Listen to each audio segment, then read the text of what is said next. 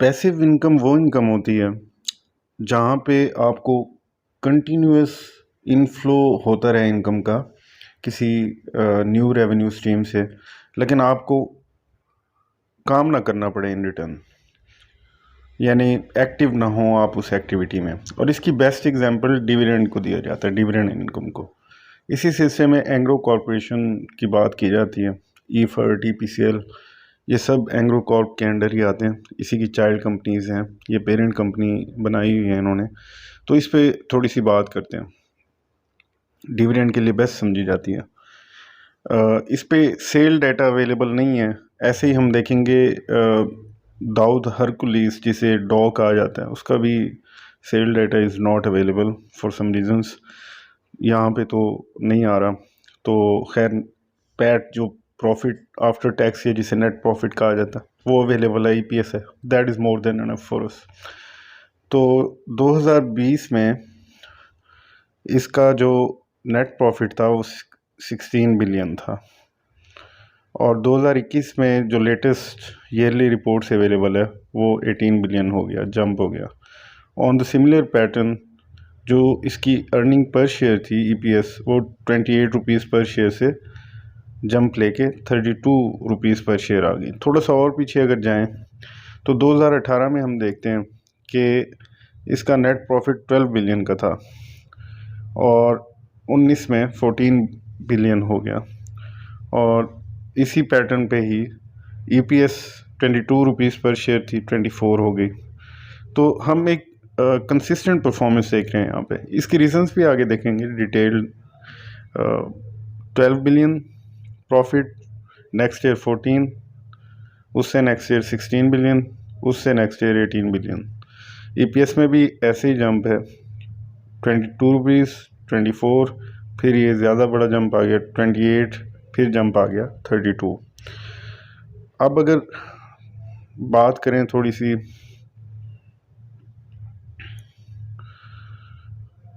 Dividend की, जो हमारी मेन डिस्कशन है आज की, इसमें हम देख रहे हैं कि ये ऑन एवरेज ईयरली कितना दे रहा है डिविडेंड एंग्रो कॉर्प। तो 2020 से आगे अवेलेबल है हमारे पास। यहाँ पे हम देखते हैं फर्स्ट क्वार्टर में 2020 में 6 रुपीज़ था, सेकंड क्वार्टर में 8 रुपीज़, थर्ड क्वार्टर में 10 रुपीज़, और लास्ट क्वार्टर में या फोर्थ क्वार्टर में 2 रुपीज़। तो ये आलमोस्ट बन रहा है 26 रुपीज़ 2020 में। 2021 में देखें, इसमें फर्स्ट क्वार्टर डबल हो गया, 12 रुपीज़, यहाँ पे 6 रुपीज़ था, फिर 7 रुपीज़, यहाँ थोड़ा कम हो गया, लेकिन हमने ईयरली देखना, थर्ड क्वार्टर में 5 और लास्ट क्वार्टर में 1 रुपी। तो 2021 में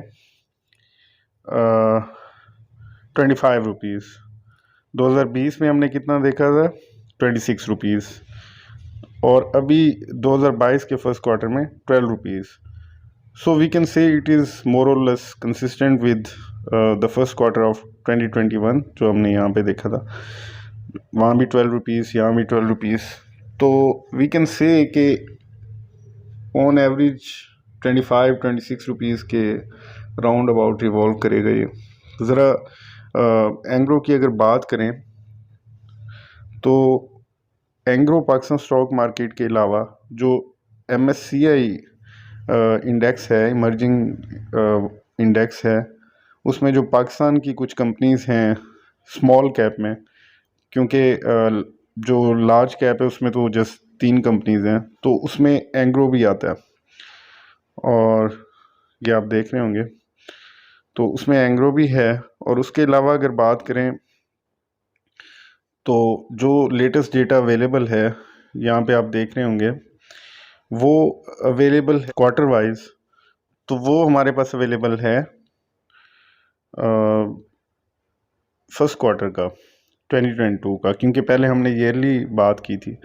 तो इसमें हम देखते हैं कि इसकी प्रॉफिटेबिलिटी 8 बिलियन रुपीस थी क्वार्टर की, और ये 4% डाउन है as compare to its comparative period of last financial year. और ये हमने ऑलरेडी डिस्कस किया कि 12 रुपीज़ पर शेयर डिविडेंड दिया इन्होंने। इसके रीजंस ये आगे मेंशन की हुई हैं। प्रॉफिटेबिलिटी में जो थोड़ा सा डिक्लाइन आया है, इट डजंट मैटर, इतना ज़्यादा डिक्लाइन नहीं है। इसमें फर्टिलाइज़र से थोड़े से कम आए हैं और एंग्रो पावर जेन कादिरपुर से थोड़े कम आए हैं और फूड बिजनेस से थोड़े से कम आए हैं प्रॉफिट्स। इसके अलावा अगर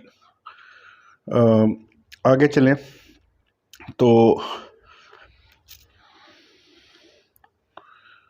ये ईयरली रिपोर्ट है, जो हमने प्रॉफिट्स देखे उसका ब्रेकडाउन है। यहाँ पे हम देख रहे होंगे कि 27 बिलियन का, आपको क्या हो गया भाई,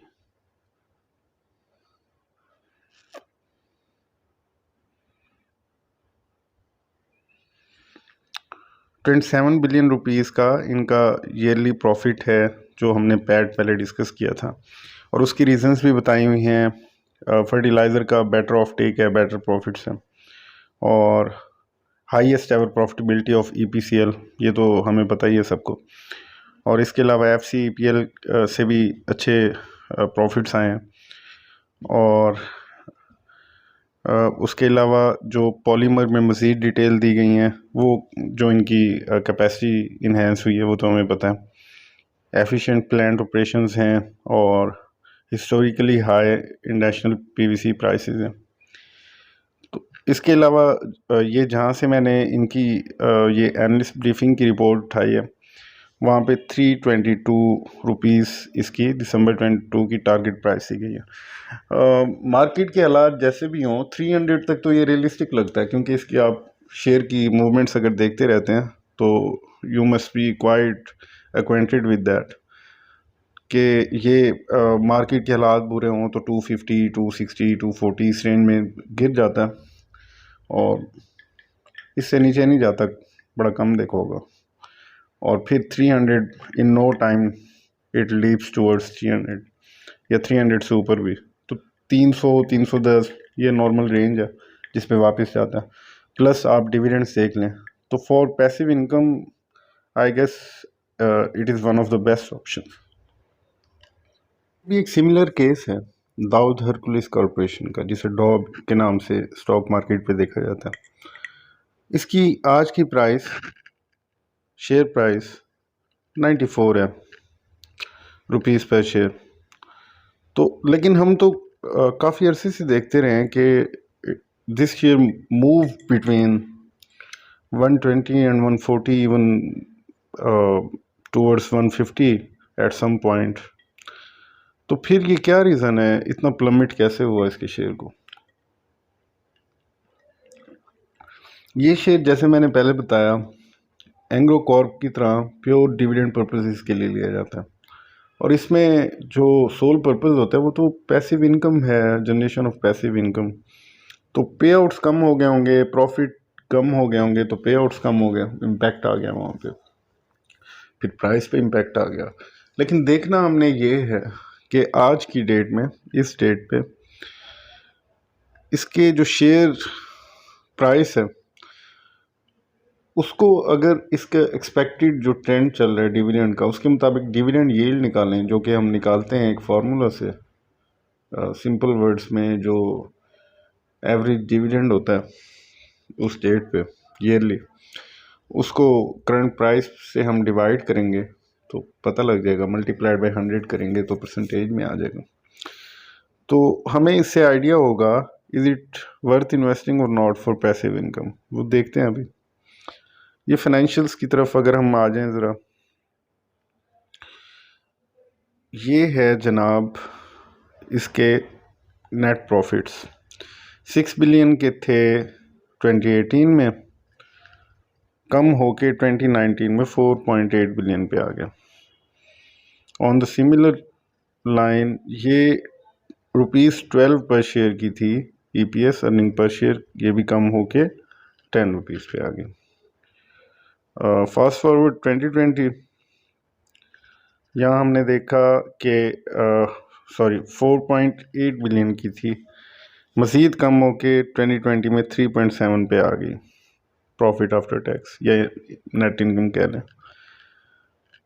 नेक्स्ट ईयर थोड़ी सी इम्प्रूव हुई स्लाइटली 3.9 बिलियन पे, तो यहाँ 10 से 7 पे आई 7.75। यहाँ क्योंकि स्लाइटली इनकम इम्प्रूव हुई तो वो यहाँ पे रिफ्लेक्ट हो रहा है, स्लाइटली इम्प्रूव EPS 8.27।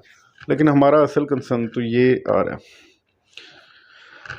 जो पॉइंट ऑफ डिस्कशन है हमारा पे आउट से 2019 में हम देखते हैं इसका ईयरली डिविडेंड कितना था, 5 रुपीज़, 3 रुपीज़, 5 रुपीज़, 13 रुपीज़। 2020 में देखते हैं 2 रुपीज़, 5 रुपीज़, 2 रुपीज़, 9 रुपीज़। पहले 13 था, क्योंकि ये चीज़ हमें यहाँ पे भी तो नज़र आ रही है। 2019 से 2020 में प्लमिट हुआ प्रॉफिट भी और EPS भी 10 से 7 पे आ गई, तो पे आउट्स भी कम हो गए। फिर 2021 में देखते हैं जो लेटेस्ट हमें अवेलेबल है 4.5, 3, 2, तो ये आलमोस्ट 9.5 बन गया। और अभी 2022 का फर्स्ट क्वार्टर के रिज़ल्ट आए हैं तो 4.5, तो हम 9 रुपीज़ के आसपास एक्सपेक्ट कर सकते हैं unless we see some major turn around in its income. तो अगर 9 रुपीज़ को ऑन एवरेज लें और इसकी करंट शेयर प्राइस 95 ले लें ऑन एवरेज, तो ये आलमोस्ट 9.5% इसकी डिविडेंड यील्ड बनती है। टैक्सेस वगैरह देख लें अगर तो 9% के आसपास कर लें, 8.5-9%। तो इसके मुकाबले में एंग्रो की कहीं ज़्यादा, और Engro is stable and more predictable, consistently वो पे आउट दे रहे हैं। तो बाकी आप देख लें, जैसे आप डिसाइड करें।